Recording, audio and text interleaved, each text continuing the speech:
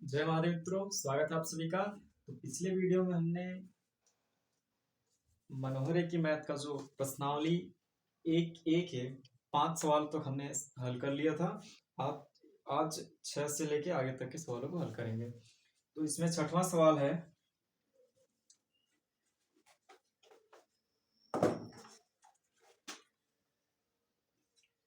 छठवां सवाल दिया है, कह रहा है कि यदि HCF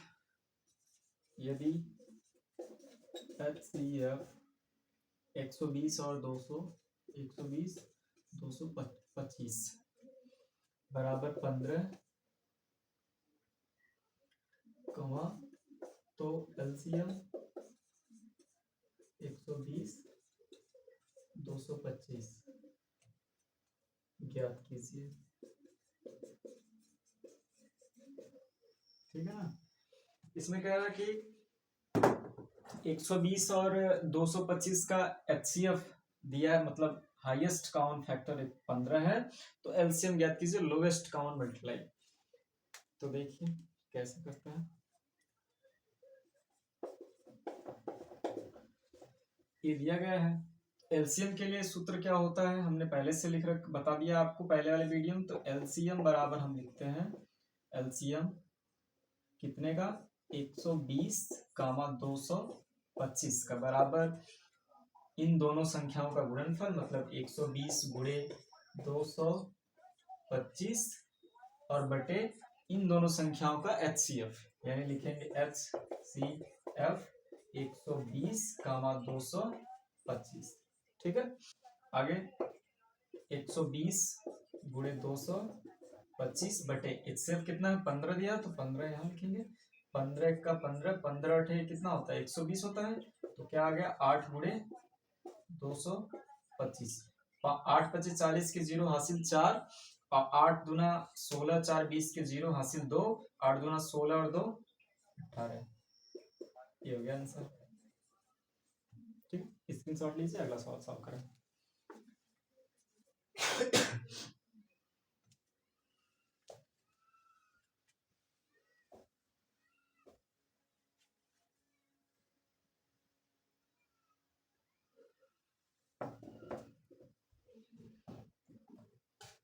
अगला क्वेश्चन है सातवां, हाँ सातवां है। क्या कि नीचे दी गई आकृति में x तथा y के मान ज्ञात कीजिए। ऐसे दिया गया है बॉक्स बना के, y लिखा है और इससे एक इधर 4 और यहाँ एक है इसमें x, और इससे एक इस तरफ गया है, यहाँ 3 है और यहाँ एक बॉक्स है 7 है। कह रहा है यहाँ इसमें x और y के मान ज्ञात कीजिए। तो सॉल्व करते हैं, कहेंगे हल। यहाँ देखिए पहले नीचे से सॉल्व करते हैं। तो x के लिए क्या है, x इक्वल टू है 3 इंटू 7, तो x बराबर मिल गया कितना 3 सत्ते 21, ये x का मान हो गया। और y के लिए क्या है, y बराबर है x इंटू 4, तो 4 गुणे x हो गया। y equal to 4 into x का जगह क्या रखेंगे 21, 4 1 जा 4, 4 2 जा, तो y इक्वल टू, ठीक है ना। तो x का मान कितना 21 है और y का मान 84 आ गया। स्क्रीनशॉट लीजिए, आगे सॉल्व करें।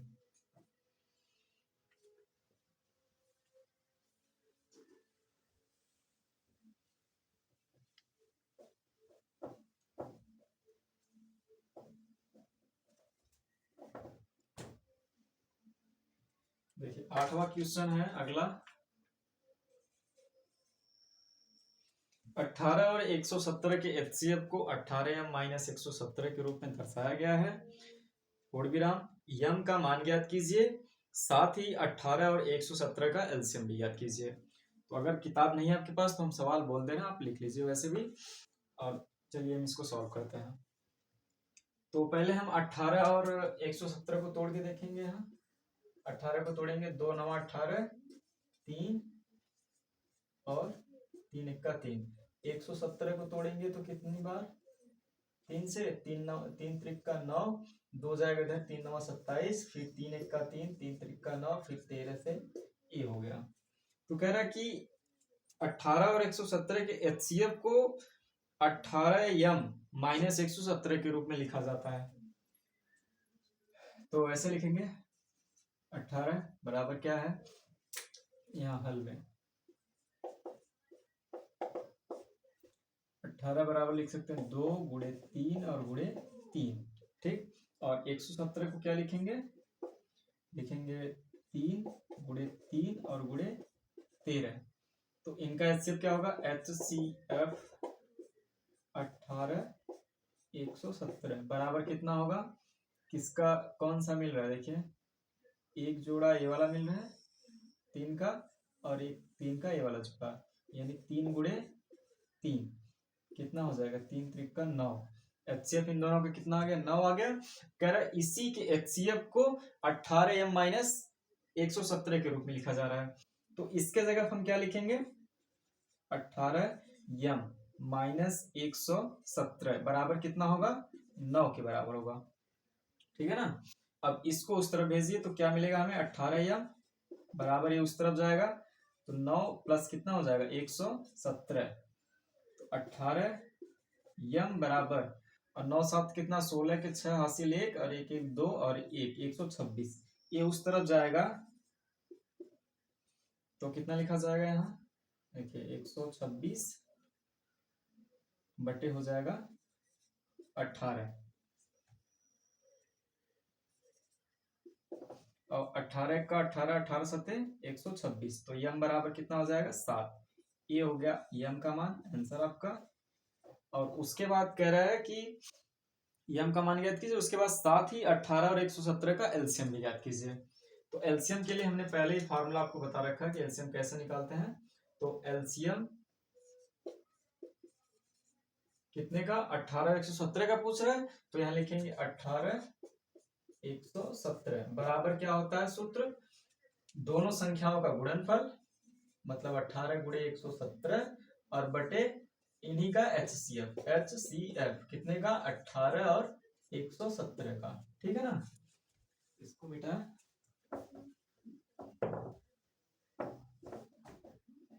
देखिए कितना है इनका गुणनफल, तो इसको ऐसे रहने दीजिए, गुणे 117 और बटे HCF कितना निकाला आपने, यहाँ पर यहाँ देखिए 9 निकला है तो बटे में 9 हो जाएगा, 9 1 का 9 9 दूना 18, यानी कि 2 गुणे 117 तो कितना हो जाएगा, 2 सत्ते 14 के 4, 2 1 का 2 1 3 और 2, ये हुआ आंसर। एलसीएम इतना आ गया 234, ठीक है। स्क्रीनशॉट लीजिए फिर आगे के सवालों को हल करें।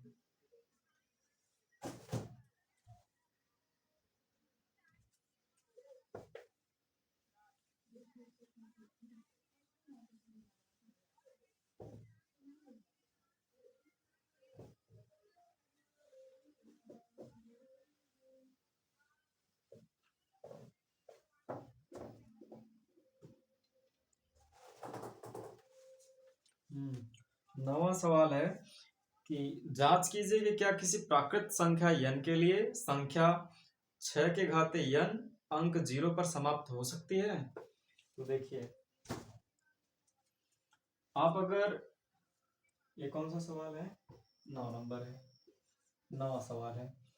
आप अगर मान लीजिए 6 के घाते 1 करते हैं तो क्या आएगा उत्तर, 6 आएगा, है ना। और अगर आप 6 के घाते 2 करते हैं तो आएगा 6 गुणे 6 बराबर 36 लिखेंगे, है ना।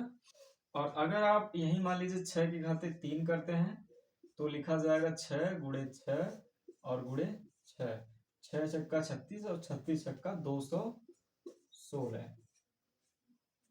देखिए आप इसका घात कितना भी कर लें, 4 करें 5 करें 6 करें, और कह रहा है कि किसी जांच कीजिए किसी प्राकृतिक संख्या n के लिए, तो n यहाँ क्या है, n प्राकृतिक संख्या है। प्राकृतिक संख्या मतलब 1 2 3 4 डैश डैश डैश अनंत तक, ये संख्याएं अनंत तक हैं, कोई इसकी लिमिट नहीं है। कह रहा है क्या 6 के घाते n के लिए, इसका मतलब 6 के घाते n के लिए यानी प्राकृतिक संख्या यहाँ अगर घात में रखेंगे तो क्या कभी 0 पर समाप्त हो सकता है। कैसे होगा, जैसे मान लीजिए आप 6 के घाते 1 रख दिए तो 6 आया। 6 के घाते आपने 2 रखा तो 6 का गुणा 6 में हुआ तो 36 हो गया। 6 के घाते 3 रखा तो 6 का गुणा 6 में, फिर 6 में हुआ तो 36 छक्का 216 हुआ। मतलब हमेशा यहाँ 6 का गुणा 6 में हो रहा है लास्ट में। तो जब भी आएगा 6 का गुणा 6 में होगा तो 36 ही आएगा, यानी लास्ट में कितना आएगा, 6 ही आने वाला है। चाहे 36 आए, चाहे 6 आए, चाहे 36 आए, चाहे 216 आए, लेकिन लास्ट में देखिए क्या आ रहा है, सबके लास्ट में क्या आ रहा है, 6 आ रहा है। तो आप इसी तरह ऐसे करके लिख देंगे यहाँ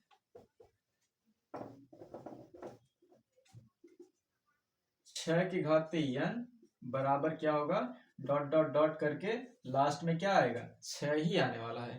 ठीक है ना, इकाई का अंक जब भी आएगा इसमें 6 ही आएगा। तो अतः आप लिखेंगे, अतः किसी भी प्राकृत संख्या n के लिए 6 घाते n शून्य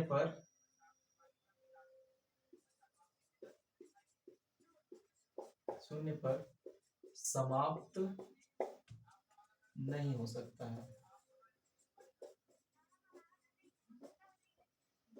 ठीक है ना, जब भी किसी भी घात में, अगर मान लीजिए 6 के घाते n है, n के जगह पे 1 2 3 4 5 अनंत तक की कोई भी संख्या रख सकते हैं। तो जब भी 1 2 3 4 कुछ भी रखेंगे तो लास्ट में 6 का गुणा 6 में होने वाला है। तो जब भी 6 का गुणा 6 में होगा तो लास्ट में 6 ही आएगा।